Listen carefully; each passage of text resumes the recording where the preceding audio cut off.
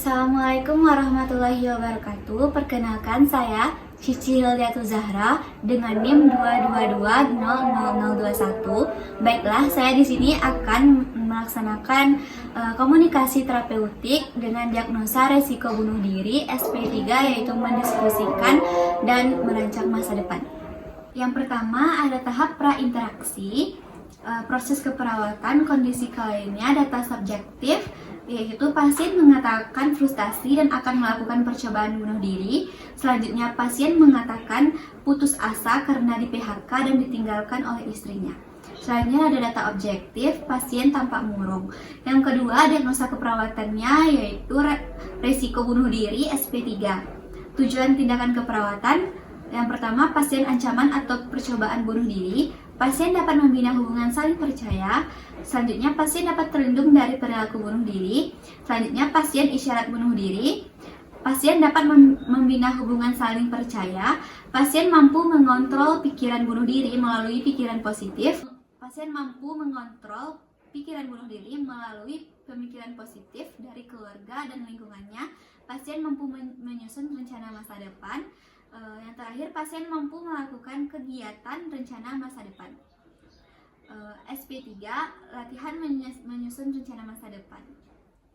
Yang pertama ada evaluasi data kemampuan berpikir positif tentang diri, keluarga, dan lingkungan.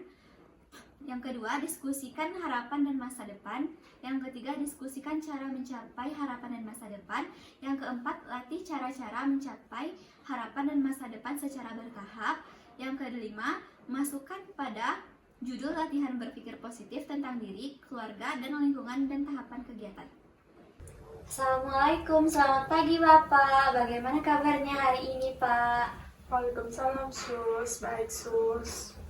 Bapak masih ingat nggak dengan saya? Siapa ayo? Masih ingat Sus dengan perawat Cici kan Sus? Benar sekali, ingatan Bapak luar biasa.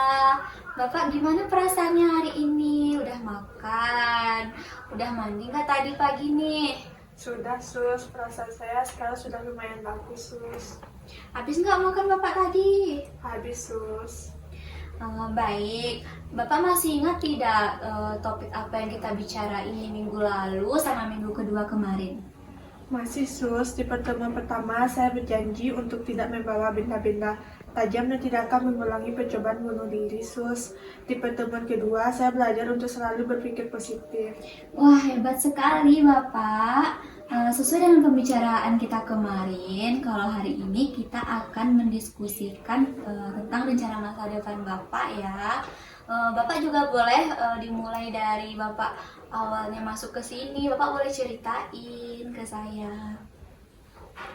Iya Sus. Bapak mau berapa lama? Bagaimana kalau 15 menit? Ya boleh Sus. Kita di taman ini aja ya Pak. Baik Sus. Sebelum kita membuat rencana masa depan, boleh tidak saya tahu bagaimana Bapak bisa masuk ke sini? Mana tahu karena Bapak ceritakan ke saya, perasaan Bapak jauh lebih baik. Baik Sus, saya masuk ke sini karena saat itu saya di PHK dari perusahaan tempat saya bekerja. Lalu saya ditinggalkan oleh istri saya, kemudian saya frustasi dan mencoba bunuh diri Sus. Oh, jadi Bapak gagal dalam berumah tangga karena Bapak di PHK di pekerjaan Bapak. Saya tahu bagaimana perasaan Bapak, sangat berat menerima keadaannya. Saya yakin Bapak pasti bisa melewati ini semua, tapi Bapak perlu tahu kalau semua ada masalah itu pasti ada jalan keluarnya, pasti ada solusinya. Nah, mengakhiri hidup itu bukan solusi yang tepat. Kalau keluarga Bapak tahu bagaimana? Kan saya sudah tidak punya siapa-siapa Sus. Kalau istri Bapak gimana? Istri saya kan sudah meninggalkan saya Sus, kenapa saya harus memikirkan dia? Nah, karena itu Bapak harus bisa membuktikan kepada istri Bapak kalau Bapak itu orang yang kuat dan bertanggung jawab. Saya tahu dan mengerti Pak, memang tidak mudah untuk menerima semua ini. Bagaimana saya bantu Bapak mendiskusikan atau kita buat rencana masa depan setelah Bapak keluar dari sini. Boleh, Sus. Baik, kita mulai dari Bapak keluar dari sini. Bapak mau tinggal sama orang tua atau tinggal sendiri?